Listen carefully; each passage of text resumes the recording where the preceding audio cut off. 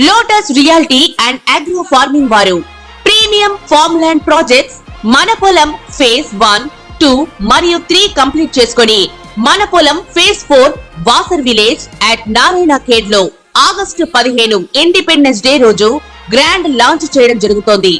Launching మరియు independence day సందర్భంగా 5 guntas land out rate లో బుక్ చేసుకున్న వారికి 1,50,000 రూపాయల డిస్కౌంట్ తో పాటు 2 గ్రాముల గోల్డ్ ఫ్రీగా ఇస్తున్నారు. పూర్తి వివరాలకు సంప్రదించండి. పూర్వ జన్మలో మనం ఎవరం అసలు? గత జన్మలో మనుషులుగా పుట్టామా, లేకపోతే మరి వేరే ఏదైనా జన్మెత్తామా? మనం ఏ వృత్తి చేసేవాళ్ళం? ఎవరికైనా కష్టాలు కలిగించామా, మోసాలు చేసామా? ఇవన్నీ కూడా మనకి జన్మ చార్ట్ను బట్టి మనం చెప్పేయచ్చు. చాలామందిని కనుక మనం చూసుకున్నట్లయితే, ఏమండి నేను రోజు పూజలు చేస్తున్నానండి, పూజలు చేస్తున్నా సరే నాకు ఏది కలిసి రావట్లేదు. ఏ పూజలు చేయనటువంటి వాడు కోటీశ్వరుడు, బిల్డింగ్లు అయిపోతున్నాడండి, కారులో తిరుగుతున్నాడండి అంటారు. అలాగే మరొకడు, ఏమండి తెల్లారితేడు అందరినీ ముంచుతాడండి, అయినా సరే వాడు బ్రహ్మాండంగా ఉన్నాడండి అంటారు. మరి ఒక్కొక్కడైతే ఒక రాజకీయ నాయకుడు, నాకు తెలిసినటువంటి రాజకీయ నాయకుడు యూసఫ్గూడలో ఇలా రేకులు ఎత్తేసి దాంట్లోకి దూకేసి, మరి ఆ కాలంలో అతను అనుచరులు కలిసి అమ్మాయిలను పాడు చేసేసేవారని అనేవారు. మరి ఇవన్నీ ఇలా రకరకాలు. ఇప్పుడు మొన్న జరగలేదా కలకత్తాలో? డాక్టర్ అమ్మని రేప్ చేయలేదా? వాడికి ఆ అత్యాచారం చేసిన వాడికి వాడు చేస్తాడు, రేపొద్దున ఏదో శిక్ష వేస్తారు, కానీ వాడికి నెక్స్ట్ జన్మలో ఎలా తెలుస్తుంది వీడికి చేశాడని? కాబట్టి అలాగే ఎవరికైనా సరే మనము డబ్బులు ఎగ్గొట్టేసామనుకోండి, రుణానుబంధ రూపేణ పశుపత్ని సుధాలయం, వాళ్ళు ఎవరో కాదు, మనం పిల్లల రూపంలో వస్తారు, వసూలు చేస్తారనమాట. పిల్లలు ముఖ్యంగా అప్పులోళ్ళు, కానీ మనం వాళ్ళ మీద అమితంగా ప్రేమ చూపిస్తాం. కారణం ఏంటంటే పూర్వజన్మలో వాళ్ళ డబ్బులు మనం తినేసాం. కాబట్టి లగ్న చార్ట్లో మనకి గురు శని యొక్క కదలికలను బట్టి, ప్లేస్మెంట్లను బట్టి, అలాగే 12వ ఇంట ఉన్నటువంటి గ్రహాలు కానీ ఆ యొక్క స్థానాలను బట్టి మనం ఏంటంటే ఈ గత జన్మ అనేటటువంటిది మనం చెప్పగలుగుతాం. మరి గురుడు జీవకారకుడు అని మనందరికీ తెలుసు, అలాగే శని కర్మకారకుడు అని మనకు తెలుసు, కర్మఫల దాత ఆయన. కాబట్టి ఆ శని నుంచి గురుడికి ఉన్నటువంటి స్థానాలు, లేకపోతే ఆ గురుడి దృష్టి ఈ యొక్క శని మీద ఉందా, శని యొక్క దృష్టి గురుడి మీద ఉందా, శనికి గురుడు వెనకాలన్నాడా, ముందున్నాడా, ఇలాంటి అనేకమైనటువంటి అంశాలతో 12ంట ఏ గ్రహమై ఉంది, మరి 12ంట్లో ఉన్నటువంటి గ్రహాల్లో ఏ గ్రహాలు ఉన్నాయి, ఏ రాశి అయి ఉంది 12వది, మరి ఆ ద్వాదశాధిపతి ఎక్కడున్నాడు, ఆ పంచమాధిపతి, ఆ షష్టాధిపతి ఎక్కడున్నాడు, ఇలాంటి టెక్నికల్ ఇష్యూస్ అనేకమైనటువంటివి మనం చూడాలన్నమాట. అందుకనే నాడీ జ్యోతిష శాస్త్రంలో వీళ్ళు పూర్వజన్మ ఏంటి, ఇదేంటి అని ఆ తాళపత్ర గ్రంథాల ద్వారా మనకి చెప్తూ ఉండేవారు వైద్య కోవెల్లో. మరి ఇప్పుడు కూడా అది కూడా బోగస్ అయిపోయినాయి, అగస్త్యనాడి, శివనాడి అన్నీ బోగస్ అయిపోయినాయి అనుకోండి. కాబట్టి ఈ యొక్క పూర్వజన్మలో ఎవరైతే గరుడ పురాణం క్లియర్గా చెప్పబడి ఉంది, మనం చేసినటువంటి పాపాల వల్ల, మనం చేసినటువంటి పుణ్యాల వల్ల మనకి పుణ్యాలైతే ఎలాంటి సుఖాలు వస్తాయి, ప్రతి పురాణంలో కూడా చెప్తారు. విశేషించి మనకి ఈ చెడ్డ పనులు చేస్తే ఏ జన్మలో ఈ నెక్స్ట్ జన్మలో ఏ శిక్షలు వస్తాయి అనేటటువంటిది గురు చరిత్రలో చెప్పబడి ఉంది, అలాగే గరుడ పురాణంలో చెప్పబడి ఉంది. ఇప్పుడు ఇతరులు తింటున్నటువంటి అన్నాన్ని, ధాన్యాన్ని దోచేసుకున్నాం అనుకోండి, మనం వేరే వాడి పొట్ట కొట్టామనుకోండి, నెక్స్ట్ జన్మలో మనం మిడతగా పుడతాము.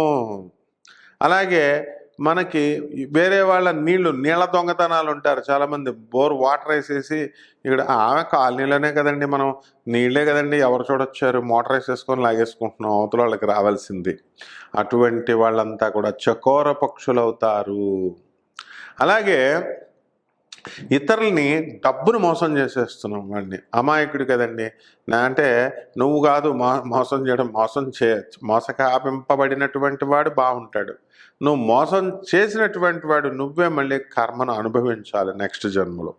కాబట్టి మోసం చేసినటువంటి వాడేం చేస్తాడు? సేవకుడుగా లేకపోతే నీ బిడ్డగా రుణానుబంధ రూపేణ పశుపత్ని సుతాలయం నీ భార్యలాగా వచ్చి నీకు కంపల్సరీ నీ దగ్గర నుంచి అనా పైసలతో మొత్తం వసూలు చేస్తాడు. ఇందులో ఏ మాత్రం సంశయం లేదు. ఇప్పుడు విద్యాదానం చేయాలా? నువ్వు విద్య వచ్చినటువంటి చాలామంది ఆధ్యాత్మిక ప్రవచనకారులు అవనియండి, ఈ జ్యోతిష మేము చెప్పుకుంటున్నామండి, ఆ గురువులుగా ఉన్నటువంటి వాళ్ళు, గురుస్థానాల్లో ఉన్నటువంటి వాళ్ళు ఎవరైతే మేము సిద్ధ గురువులం, తర్వాత ఈ యొక్క జగద్గురువులం, సద్గురువులం అని చెప్పుకునేటటువంటి వాళ్ళు, వీళ్ళంతా కూడా బ్రహ్మరాక్షస జన్మ అనుభవించాలి. ఎందుకంటే వీళ్ళు ఎవరికివే మీరు చెప్పింది, ఎవరికి చెప్పారు మీరు? విద్య ఎక్కడ? యువర్ టీచర్ చెప్తాడు స్టూడెంట్స్కి. అంతేగాని ఏవో సొల్లు చెప్పేసి, ప్రవచనాల కింద సొల్లు చెప్పేసి నేను జీవితాలను బాగు చేసేస్తున్నాను, ఏదో వాడు వీక్ మైండెడ్ కాబట్టి వాడు వచ్చి అడుగుతాడు, గురువుగారు నాకు బాగాలేదండి ఇదండి అని అడిగితే మీరు ఎలా చెప్పాలా? ఏదో ఒకడు ఇలా అంటాడు, ఏదో ఆశ్రయిస్తే ఏదో జీవితాల్లో మనకి వాడి గవర్నమెంట్ జాబులు ఇస్తున్నట్టు. ఏమిటది? అంటే ఇలాంటి వాళ్ళంతా కూడా సరైనటువంటి యథార్థమైనటువంటి జ్ఞానాన్ని ఇవ్వకుండా యోని పూజలని, వామాచార పూజలని, కౌలాచార పూజలని, ఇలాగ రకరకాల పూజలు.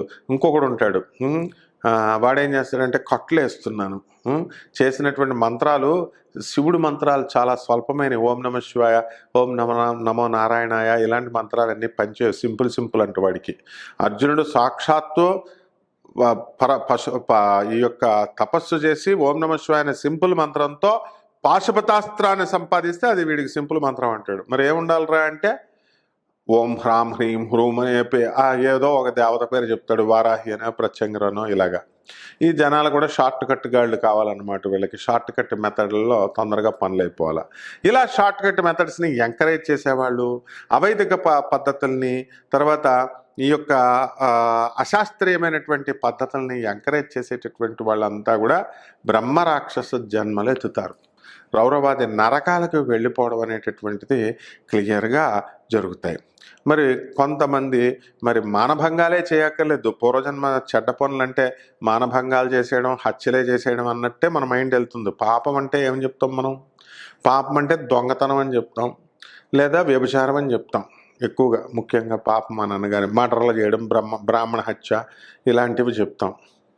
ఇప్పుడు నీ తల్లికి నువ్వు తిండి పెట్టకుండా ఉండడం, అది కూడా హత్యే నాయన. నీ తండ్రిని ఓల్డేజ్ హోమ్లో చేసేయడం, నువ్వు బాగా సఫిషియెంట్ డబ్బుండి, అది కూడా నీకు హత్యే నాయన.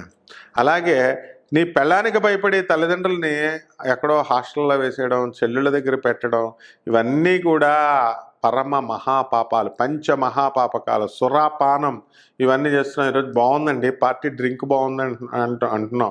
నెక్స్ట్ జన్మలో దాని పర్యవసానం మనం అనుభవించాల్సిందే. మందు తాగే ప్రతి ఒక్కడు, సిగరెట్ తాగే ప్రతి ఒక్కడు, ధూమపానము, ఇవన్నీ కూడా ఎవరైతే పరస్త్రీలని ఎవడైతే పొందుతాడో అటువంటి వాడు గాడిదల్లాగా పుడతాడు. ఎవడైతే దేవుడు సొమ్ములు తినేస్తాడో వాడు కుక్కల్లాగా పుడతాడు. అందువల్లనే కుక్కల్లో ఏమవుతుంది, ఇలా దులుపుకుంటాయి. ఇప్పుడు దేవుడు సొమ్ము తినేస్తున్నామండి, చక్కగా అమ్మవారు బియ్యం ఎత్తుకుపోతున్నాం, నెయ్యి ఎత్తుకుపోతున్నాం, చీరలు దొబ్బేస్తున్నాం, బాగానే ఉంటుంది. ఇప్పుడు ప్రజెంట్ ఏం పర్వాలేదు. నెక్స్ట్ జన్మలో కుక్కలు అయిపోతారన్నమాట. కాబట్టి ఇవన్నీ కూడా గరుడ పురాణంలో క్లియర్గా చెప్పబడి ఉన్నాయి.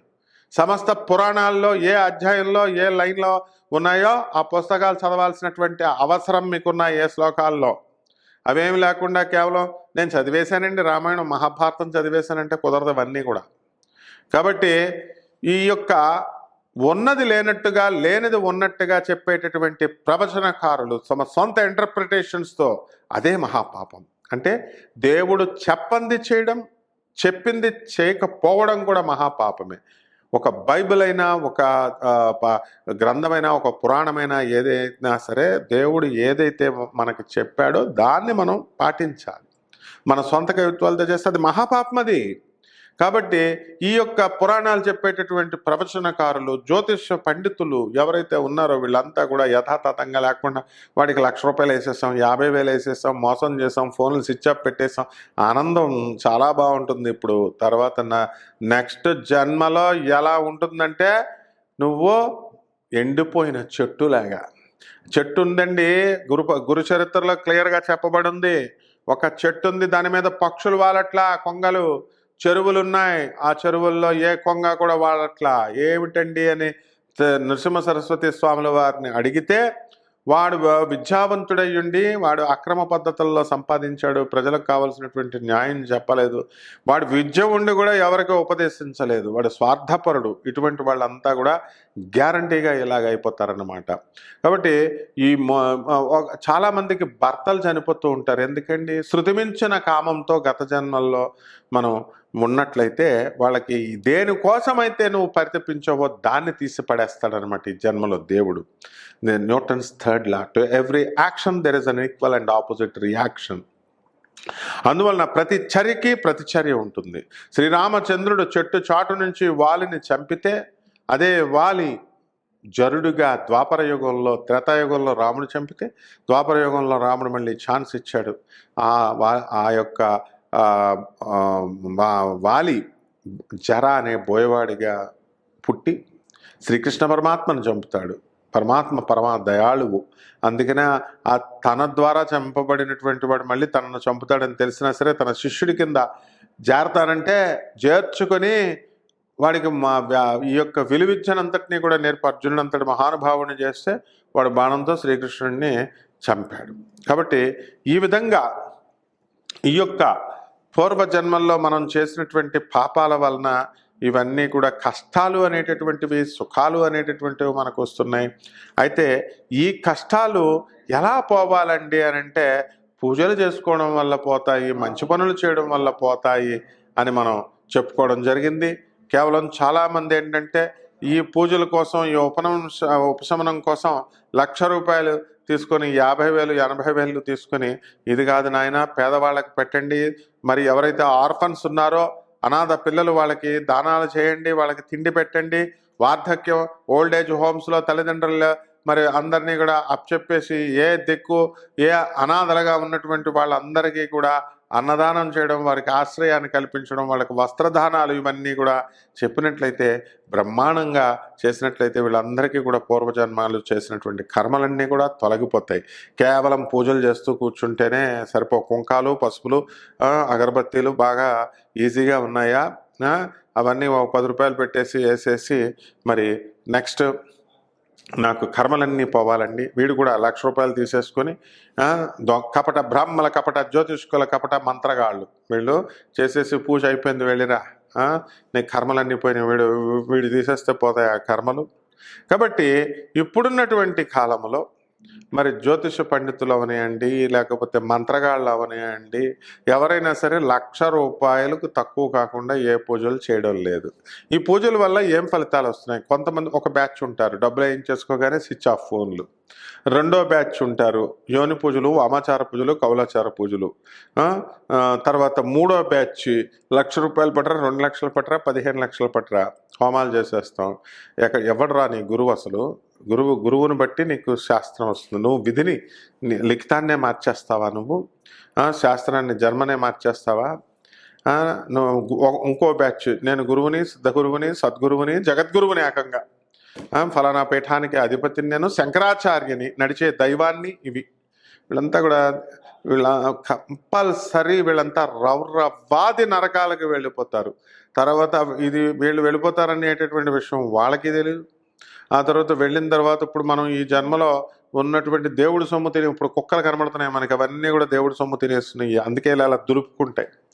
కాబట్టి దులుపుకునే ముందు మనకు అవన్నీ కూడా ముడుచుకొని పడుకున్నప్పుడు దానికి అన్నీ తెలుస్తాయి. అదే గత జన్మ అంతా గుర్తొస్తుంది. కానీ ఒక్కసారి దులిపేసుకుంటే మొత్తం మర్చిపోతుంది. కాబట్టి మీరంతా కూడా మనం మంచి కర్మలు చేయడం వల్ల మాత్రమే మన జాతకాలు మారుతాయి. చెడ్డ కర్మలు చేస్తూ ఉంటే మాత్రం తప్పకుండా మనం నెక్స్ట్ జన్మల్లో ఈ కంటిన్యూ అయ్యి చాలా కష్టాలు అనుభవించాల్సి వస్తుంది. రాసుల వారీగా చెప్పుకున్నాము. ఇక మరి ఏ ఏ రాశుల వారికి మనకి ఏ ఫలితాలు ఇప్పుడు ఉన్నాయి, అలాగే ఏ ఫలితాలు మనకి ఏ రాశుల మీద ఎఫెక్ట్, ఈ గత జన్మల కర్మల ప్రభావం ఎలా పడతాయి, అవన్నీ కూడా తెలుసుకుందాం. తర్వాత మనం పరిహారాలు కూడా మనం రాశుల్లో మనం తెలుసుకుందాం. మేషరాశి. ఈ మేషరాశి వారికి ఇప్పుడు మనం గత జన్మలో మనం ఏం చేసామండి అని అంటే అవతలాల స్థలాలు దొబ్బేశాం. అంటే గోచార రీత్యా ఎప్పుడైతే మనకి ఈ యొక్క మేషరాశి బాగుండదో అప్పుడు వచ్చేటటువంటి కష్టాలు, దుష్ఫలితాలు, ఈ పాపాలు గత జన్మలో చేయడం వల్ల వస్తుంది. ఎందుకని అంటే ఇది మేషరాశి కుజుడికి సంబంధించినటువంటిది, ఇది భూ సంబంధమైనటువంటిది. కాబట్టి ఇప్పుడు చాలా సంతోషిస్తూ ఉంటారు చాలామంది రాజకీయ నాయకులు, చెడ్డవాళ్ళు, మంచోళ్ళు రాజకీయ నాయకులైనా వాళ్ళు ఏం చేయరు. అలాంటి వాళ్ళు ఎవరో ఏం చేస్తారు, భూ కబ్జాలు, పక్క స్థలాలు కబ్జాలు చేసేయడం, పొలాలు కబ్జాలు చేసేయడం, ఇలాంటివన్నీ కూడా. అలాగే మనకి ఈ టెర్రరిస్టులు అవనివ్వండి, నక్సలైట్లు అవనివ్వండి, వీళ్ళందరూ ఉంటారు కదా, వీళ్ళంతా కూడా ఎన్కౌంటర్లో చనిపోతూ ఉంటారు. వీళ్ళని కాల్చేసేటటువంటి పోలీస్ ఆఫీసర్స్ అవనండి, ఆర్మీ ఆఫీసర్స్ అవనివ్వండి, ఎందుకు నియమింపబడతారో తెలుసా? వీళ్ళకి గత జన్మలో ఈ టెర్రరిస్టులు వీళ్ళు కూడా మహాపాపాలు చేశారు కాబట్టి ఆ కుజుడి చేతుల్లోనే వీళ్ళు మరణించాలి. అందువల్లనే కుజుడికి ఆధిపత్యం ఉన్నటువంటిది ఆర్మీ ఆఫీసర్సు, పోలీస్ ఆఫీసర్సు వీళ్ళు. కాబట్టి ఈ రాశి వాళ్ళంతా కూడా ఎవరైతే మరి యాక్సిడెంట్లలో చనిపోతూ ఉంటారు చాలామంది, రుణాలు ఇవన్నీ కూడా కురుపుల రూపంలో బొగ్గలకి వాటికి వచ్చేస్తూ ఉంటాయి. అది చూడగానే స్ఫోటక మచ్చల రూపంలో వచ్చేస్తాయి. ఎందుకని? ఆ కుజుడు, ఆ శని, ఆ దృష్టిల వల్ల అవనివ్వండి, ఆ కలయికల వల్ల అవనివ్వండి, యాక్సిడెంట్లో ఆకస్మిక మరణాలు ఇవన్నీ కూడా ఎందుకు జరుగుతాయంటే మీరు సింపుల్, మీరు అవతలాలని యాక్సిడెంట్లలో మీరు చంపేశారు, అవతలాలని ఇబ్బంది పెట్టారు మీరు. ఇప్పుడు సల్మాన్ ఖాన్ కేసు ఉంది, పడుకుంటే మొత్తం అక్కడ అడుక్కునే వాళ్ళందరినీ బాంబే దానిపైన అంతా ఎక్కించుకుంటూ వెళ్ళిపోయాడు. 10 మంది కాళ్ళు చేతులు ఇరిగిపోయి ఫ్యామిలీస్ అంతా అయిపోయింది. అతని దగ్గర డబ్బు, పలుకుబడి ఇవన్నీ ఉన్నాయి. ఆనరబుల్ జడ్జెస్ని మేనేజ్ చేసో లేకపోతే లాయర్లు మేనేజ్ చేసో ప్రస్తుతం తప్పించుకోవచ్చు. కానీ నెక్స్ట్ జన్మలో ఏమవుతుందండి? మరి దానికి రియాక్షన్ ఉంటుంది కదా. సల్మాన్ ఖాన్ ఇవేమో నడబాబు. ఎందుకంటే దేవుడు లా ముందు వాడు ఎవడైనా ఒకటే. తప్పు పేదవాడి కాళ్ళు చేతులు ఫ్యామిలీని ఎలాగే తీసేశారు, వీళ్ళు కూడా నెక్స్ట్ జన్మలో వాళ్ళని అలాగా తీసేస్తారనమాట, ఎక్కిచ్చేయడం జరుగుతుంది, లేకపోతే యాక్సిడెంట్లో కాళ్ళు చేతులు పోవడం జరుగుతుంది. ఈ విధంగా ఈ యొక్క మేషరాశి వాళ్ళంతా ఈ తప్పిదాలు చేయడం వల్ల ఇలా జరుగుతాయి అన్నమాట. ఈ జన్మలో ఈ కష్టాలన్నీ కూడా రావడానికి కారణం అది. దేవుడు చాలా కఠినాత్మకుడు. వాజ్ర కాఠర కుషమ కోరక అంటే పువ్వు ఎంత సున్నితమో కఠినంగా ఉండేటప్పుడు చాలా వజ్రంలాగా అసలు మనసు కరగదు. నువ్వేదో కుంకాలు పసుపులు వేసేసి నాకు తగ్గిపోవాలంటే కుదరదన్నమాట. కాబట్టి ఈ యొక్క మేషరాశి వారందరికీ కూడా ఈ రెమెడీస్, ఈ పరిహారాలు ఏం చేసుకోవాలి మేషరాశి వాళ్ళు? దీనికి సుబ్రహ్మణ్యేశ్వర స్వామి అభిషేకాలు చేస్తే సరిపోదు. ఇంట్లో ఓం శరవణ భవాని లక్షల మంత్రాలు చేస్తే సరిపోదు. ఏదో కిలో పావు కందులు ఇచ్చేసి దానం చేసేస్తే సరిపోదు. ఎవరైతే అన్యాయానికి బలైపోతున్నారో, ఎవరైతే పేదవాళ్ళంతా కూడా ఉన్నారో, వాళ్ళకి అన్యాయం, ఆడపిల్లలకు కానీ చిన్నపిల్లలకు కానీ ఎవరికైతే అన్యాయం చేస్తున్నారో ఆ అన్యాయాన్ని ప్రతిఘటించాలని సమాజంలో నీ ముందు జరుగుతున్నది. అది జరగకుండా కేవలం ఈ యొక్క జ్యోతిష్కులు చెప్తున్నారు చక్కగా కందులు దానం ఇచ్చేయండి, నేను చెప్తున్నాను వాళ్ళతో పాటు. ఇవి దానం చేసేసినంత మాత్రాన, ఈ పసుపు కుంకాలు వేసేసినంత మాత్రాన, అభిషేకాలు వేసేస్తే పంతులు గారికి డబ్బులు వస్తాయేమో కానీ మీ దోషాలు మాత్రం పోవు. అందువల్ల పేదవాళ్ళకి సేవ చేయండి. పేదవాళ్ళకి మీరు చేసిన దాని ద్వారా మాత్రమే పూర్వజన్మ దోషం మేషరాశి వారికి పోతుంది.